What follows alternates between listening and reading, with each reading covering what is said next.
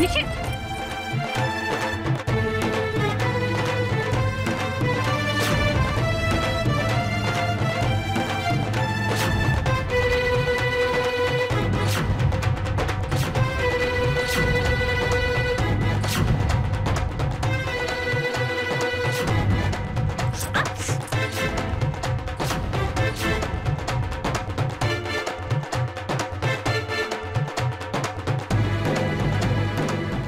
উষসী সাবধানে, তোমার কাপড় আগুন লেগে যাবে, সরো উষসী।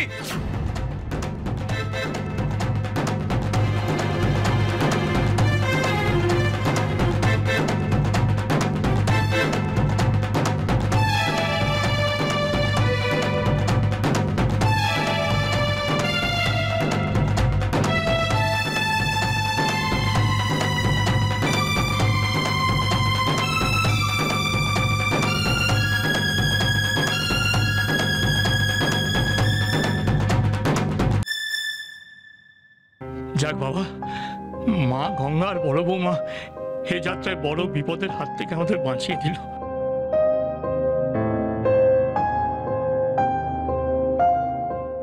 নিশিত, তোর কোথাও ছ্যাঁকা ট্যাঁকা লাগেনি তো বা?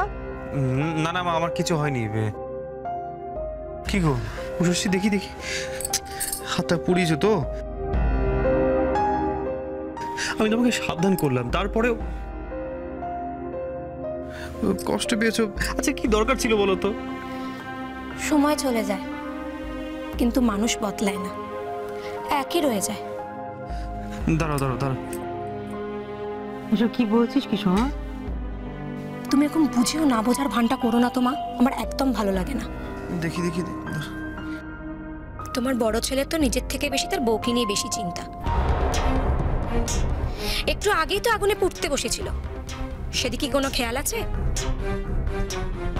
তুমি কি এগুলো দেখেও দেখতে পাচ্ছ না কি হয়েছে তোমার? তোমার যে সেটা দেখে কতটা কষ্ট হয়েছে সেদিকে তো কেউ তাকালোই না।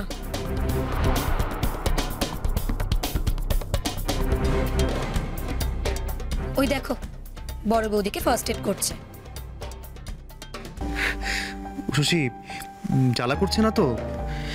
তুমি যে কেন এরকম করো? আগুন বলে কথা।